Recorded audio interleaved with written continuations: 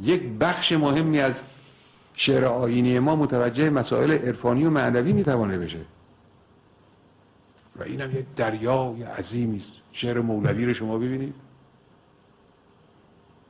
شعر مولوی رو ببینید. حالا اگر فرض کنید کسی دیوان شمس رو به خاطر زبان مخصوصش به حالت مخصوصش که خیلی ماها دسترسی نداریم به او، این رو اگر یه قدری دور دست بدانه، مثنوی که خودش میگه با هو اصول دین، واقعا اعتقاد منم همین.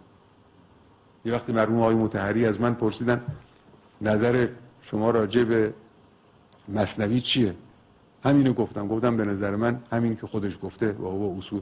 ایشون گفتش که کاملا درسته، منم عقیدم همینه. مثنوی این کتاب روز قیامت خواهد نابود خدای تعالی به نقشه. من اعتقادم نیست و انشاءالله خواهد. اینو بیارم، این آیه رو هم پیغام بگید. بگن این کلمه‌ای که شما در اینجا نوشتید اصل الاصول مثنوی اصل الاصول. والله 100 سال شراب بخوری خدا از اون میگذرد، از این کلمه نمیگذرد.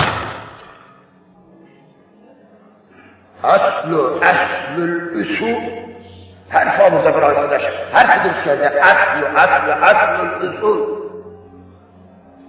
اصل الاصول تو همون قرآن است. قرآن خون گریه کن، قرآن بخوان گریه کن، قرآن بخوان اشک بریز. ولو انزلنا على جبل لرأيته خاشعا متصدعا من خشية الله.